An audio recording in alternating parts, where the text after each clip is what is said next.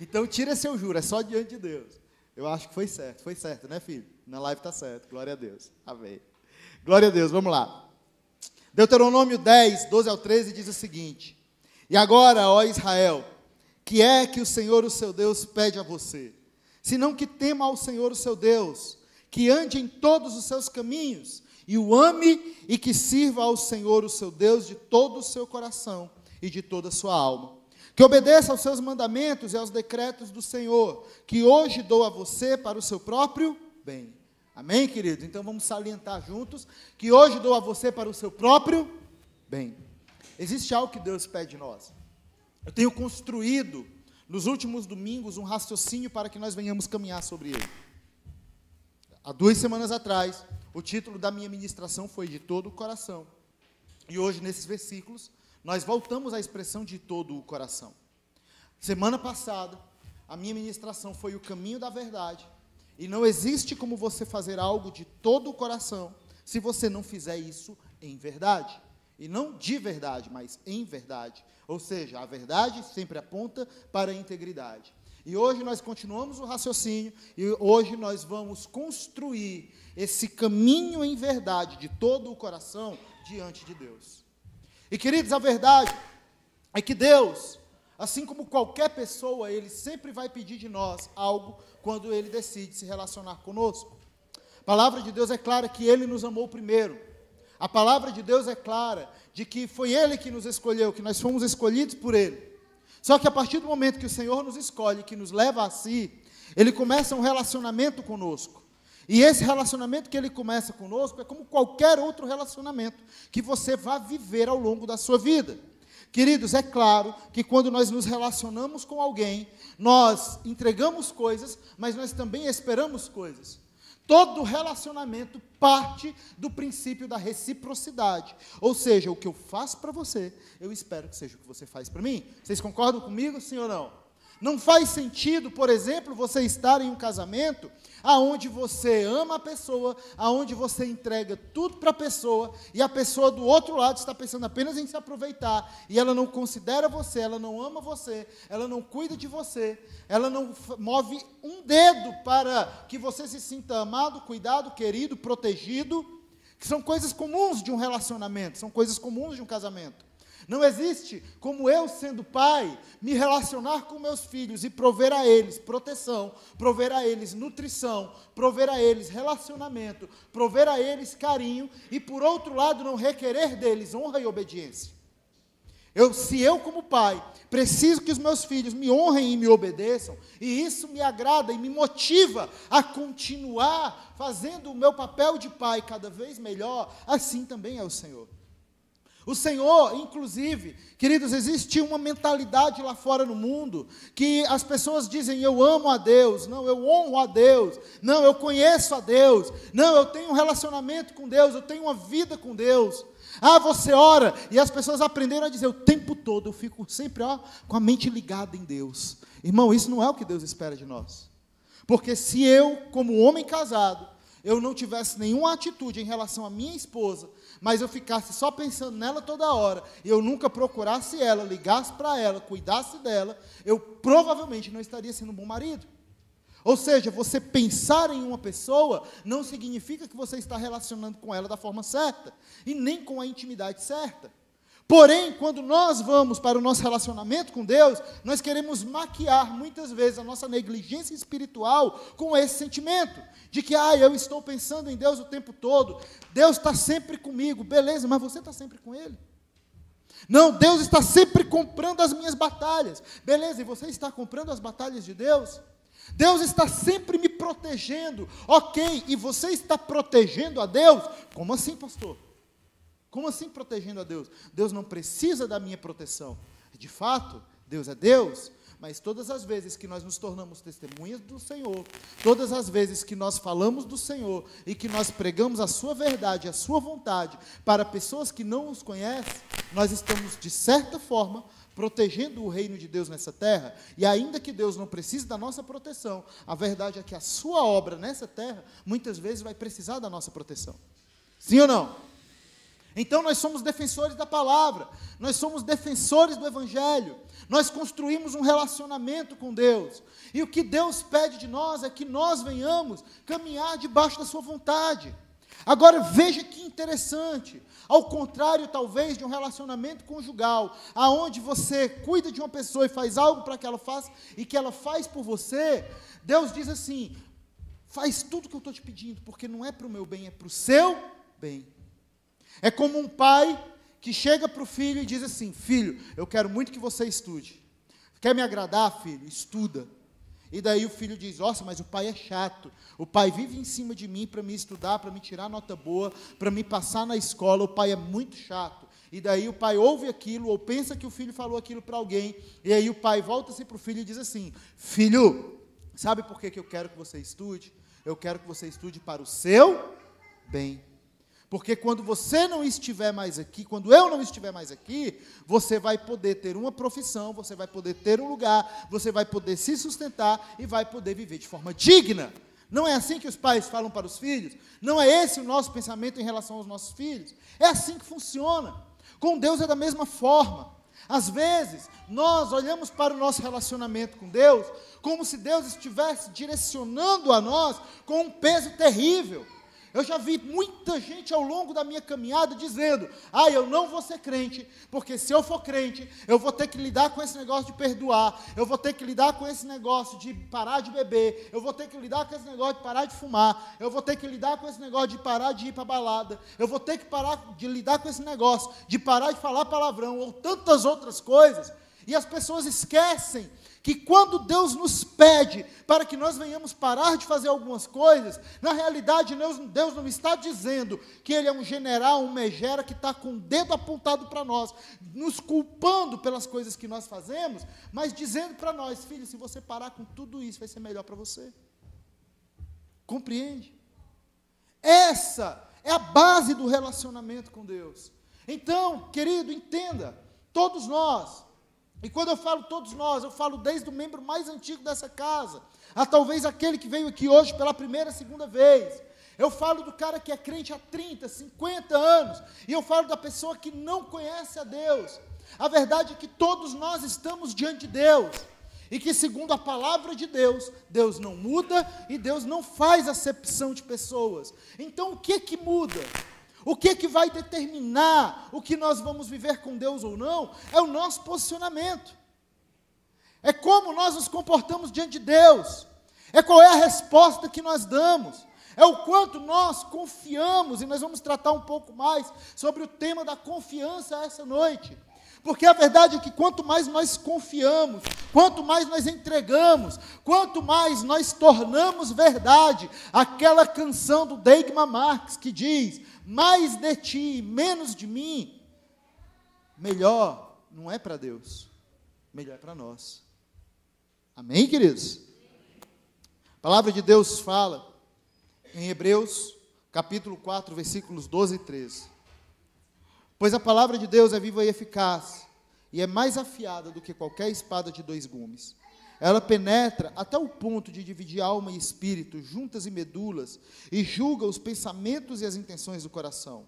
Nada em toda a criação está oculto aos olhos de Deus. Tudo está descoberto e exposto diante dos olhos daquele a quem havemos de prestar contas. Queridos, entenda, nós como cristãos, não devemos buscar apenas integridade, nós devemos buscar integralidade. Eu falei muito sobre essa palavra algumas semanas atrás, e hoje eu quero voltar sobre ela.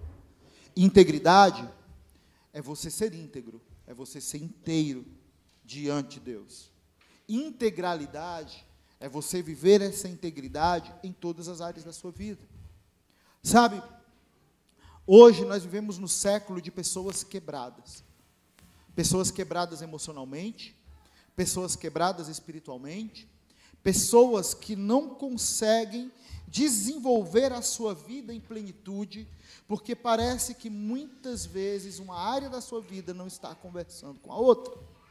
Pessoas que acham a realidade tão dura e tão difícil, que muitas vezes constroem para si visões da realidade, visões dos seus relacionamentos que são verdadeiras mentiras e que destroem a sua vida a longo prazo.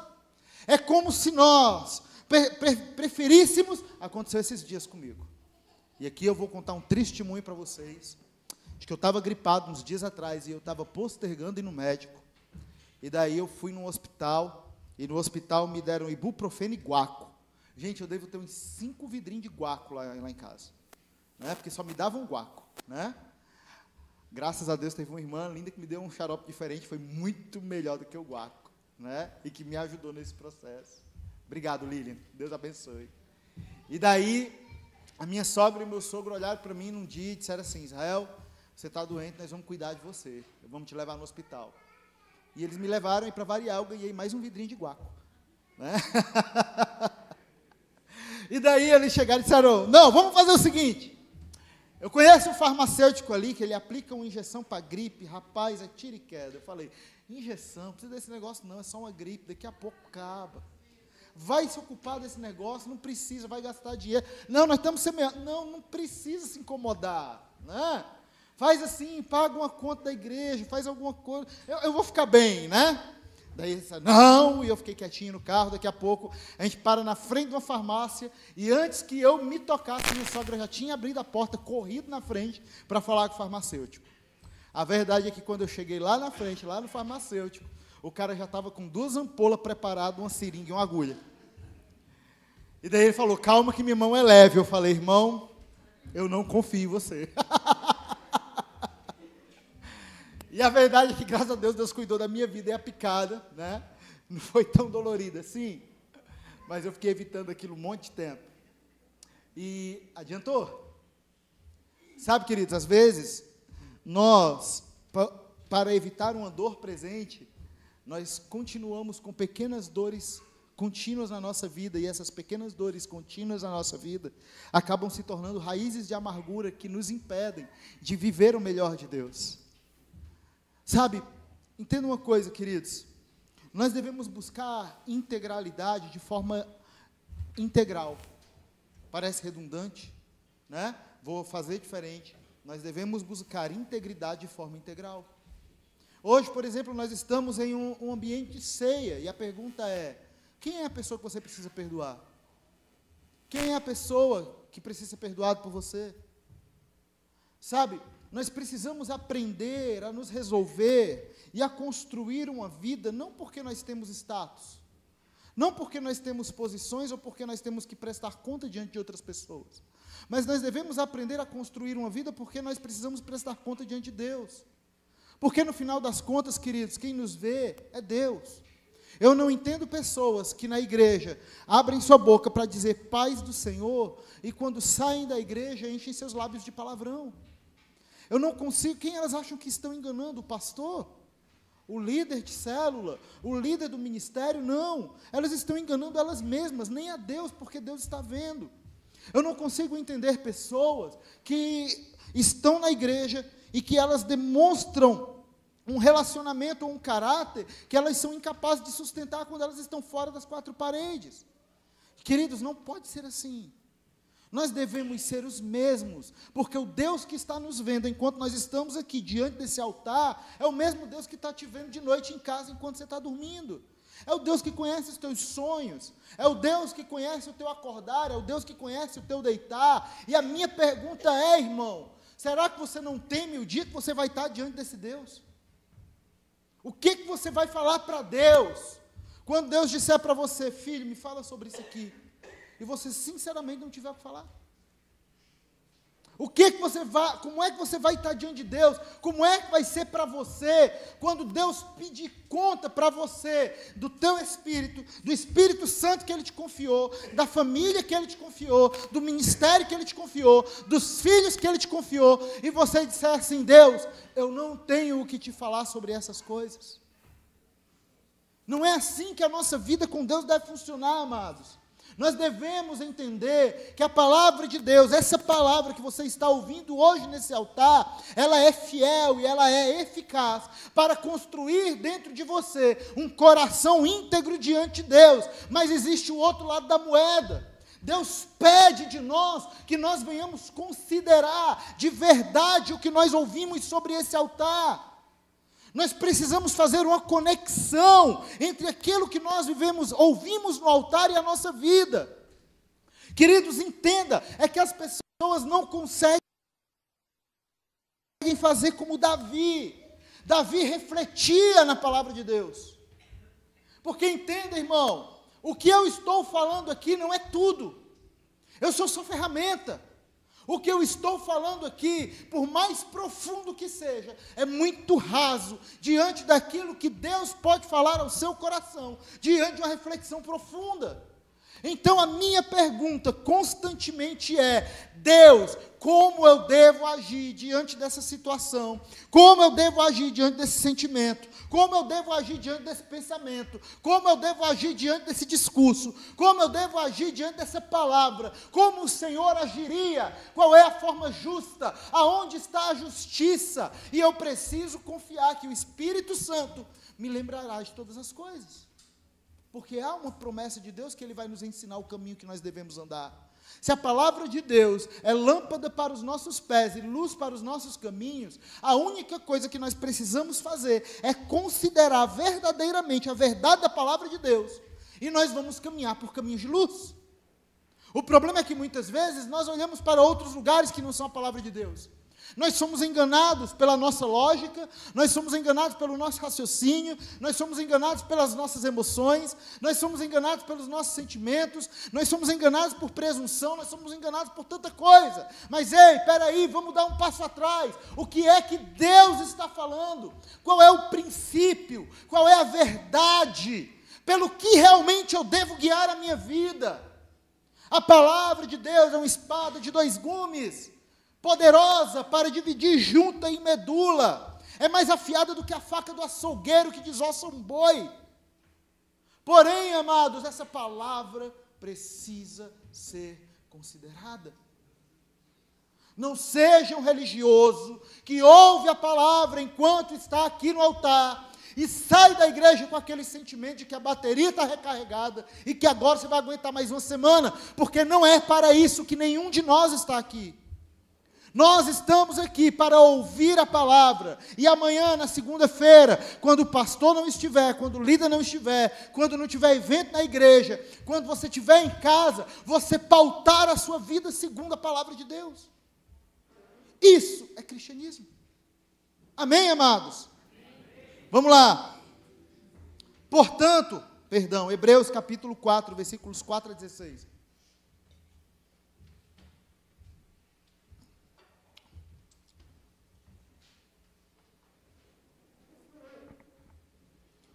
Hebreus 4, do 4 ao 16, diz o seguinte: portanto, visto que temos um sumo sacerdote que adentrou os céus, o Filho de Deus, apeguemo-nos com toda firmeza à fé que professamos, pois nós não temos um sumo sacerdote que não possa compadecer-se das nossas fraquezas, mas sim alguém que, como nós, passou por todo tipo de tentação, porém sem pecado. Assim, aproximemo-nos do trono da graça com toda confiança, a fim de recebermos misericórdia e encontrarmos a graça que nos ajude no momento da necessidade. Querido, entenda, se eu parasse aqui essa ministração, talvez alguém fosse tentado a imaginar: eu não consigo viver esse evangelho. Alguém fosse tentado a pensar: é duro demais para mim, ou é pesado demais para mim. Pastor, você está requerendo de mim uma perfeição que eu sou incapaz de ter. E agora nós lemos em Hebreus capítulo 4, versículos 14 a 16, Deus olhando para o seu coração, para isso que você acabou de pensar, e dizendo assim: filho, eu sei, calma, eu já tenho uma solução para isso. A verdade, queridos, é que Jesus sabe quem nós somos. Eu acho muito interessante que uma certa vez o mestre Jesus estava cercado pelos seus discípulos, e entre eles alguns judeus. E a palavra diz que Jesus não se confiava e não se dava a eles, porque sabia qual lhes era a estrutura do coração, e que eram homens corruptos. E aí me espanta, alguns capítulos depois, eu ver esse mesmo Jesus morrendo por esses homens, que ele dizia não se confiar a eles.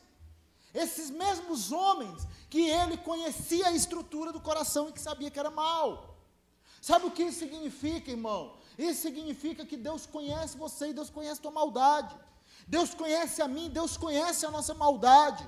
É muito comum, eu já vi muito crente ser tentado a abandonar lugares, ser tentado a abandonar o cristianismo, porque se decepcionava consigo mesmo e dizia: eu não consigo parar de pecar, eu não consigo parar de fazer o mal, eu tenho áreas na minha vida que eu estou lutando, mas essas áreas persistem, então eu vou deixar o cristianismo porque eu não sou digno de ser cristão. E daí vem a palavra de Deus e falei, lembra que Jesus é o nosso sumo sacerdote, lembra que Ele foi tentado assim como nós fomos tentados, lembra que Ele passou por tudo que nós passamos, porém Ele não pecou, Ele é o Cordeiro perfeito de Deus, porém Ele sabe que nós não somos o Cordeiro perfeito de Deus, Ele sabe que nós somos falhos, Ele sabe das nossas dores, Ele sabe das nossas dificuldades, e a Bíblia ainda nos dá uma direção e diz: então se achegue confiadamente a Ele, porque não é o nosso serviço, é o dEle, não é o nosso trabalho, é o dEle.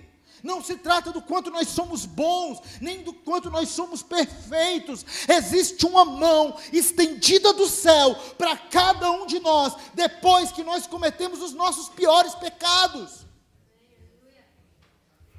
Porém, nós devemos estar constrangidos e buscar caminhar em perfeição, mesmo entendendo que nós não vamos encontrar essa perfeição. Nós, muitas vezes, queremos ser ou fazer o papel do Espírito Santo. E o Senhor diz: filho, confia em mim, confia que eu nunca vou te abandonar, confia, vem a mim confiadamente, vem a mim humildemente, porque a palavra de Deus fala algo, ela diz: aquele que vem a mim, eu nunca lançarei fora. Então a gente só precisa ir a Ele.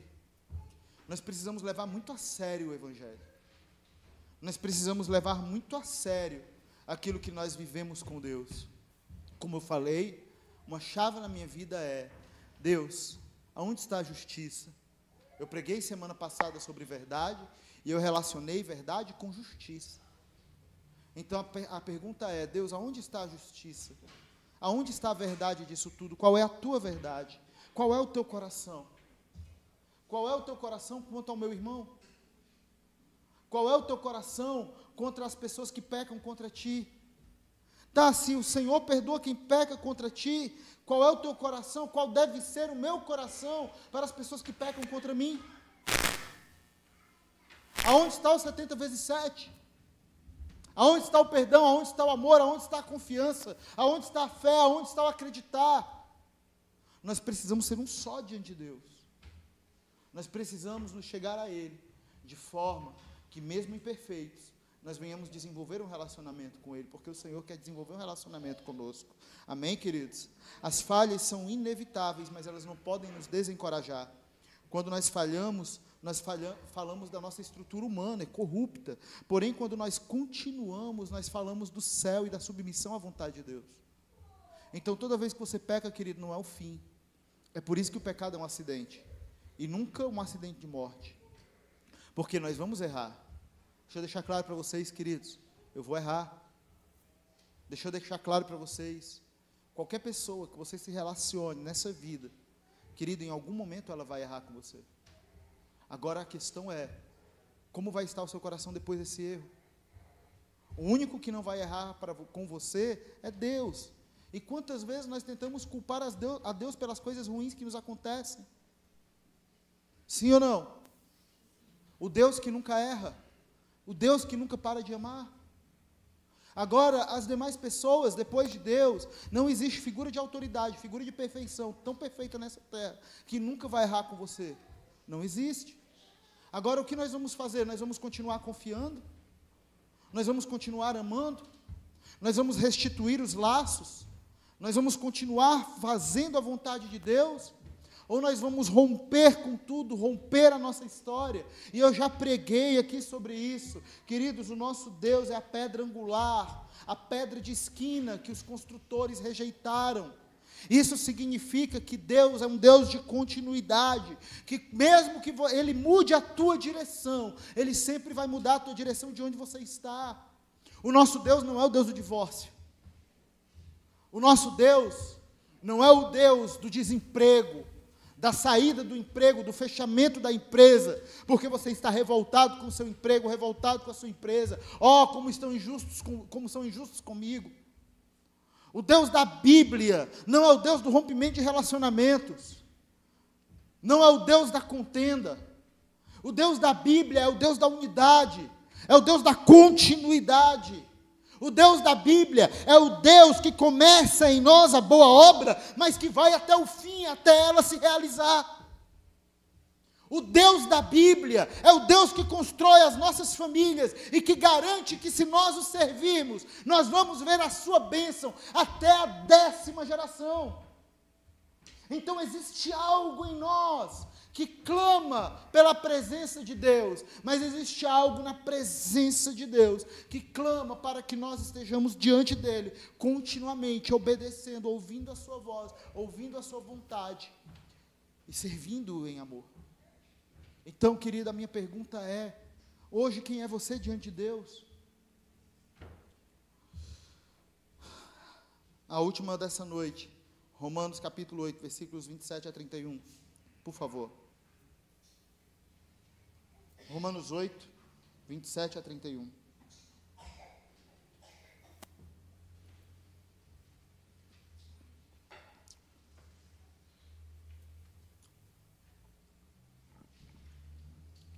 Diz o seguinte: aquele que sonda os corações conhece a intenção do Espírito, porque o Espírito intercede pelos santos, de acordo com a vontade de Deus.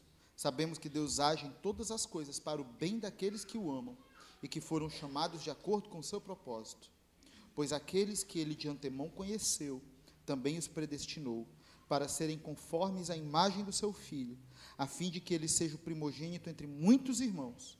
E aos que predestinou também chamou, e aos que chamou justificou, e aos que justificou também glorificou. Que diremos, pois, diante dessas coisas? Se Deus é por nós, quem será contra nós? Nada pode nos afastar do Senhor, amados. Minha pergunta é: você confia nessa promessa? Queridos, se você confia nessa promessa, repete comigo: nada pode me afastar de Deus. Agora olha para a pessoa do teu lado. E agora vamos fazer a parte mais difícil. Nós somos a imagem e semelhança de Deus, amém? Então olhe para a pessoa do teu lado e diz assim: nada pode te afastar de mim. Quando é casado é fácil, né? Seus bonitinhos, né? Vira até declaração de amor. Agora olha para a pessoa do outro lado e diz assim: nada pode afastar você de mim.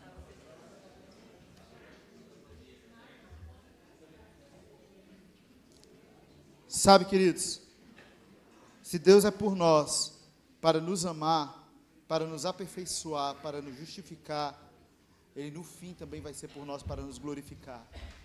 E glorificar, ser glorificado por Deus, é ser conduzido a Ele. Esse é o alvo da nossa fé. Sabe, queridos, eu quero chamar já o grupo de louvor em nome de Jesus.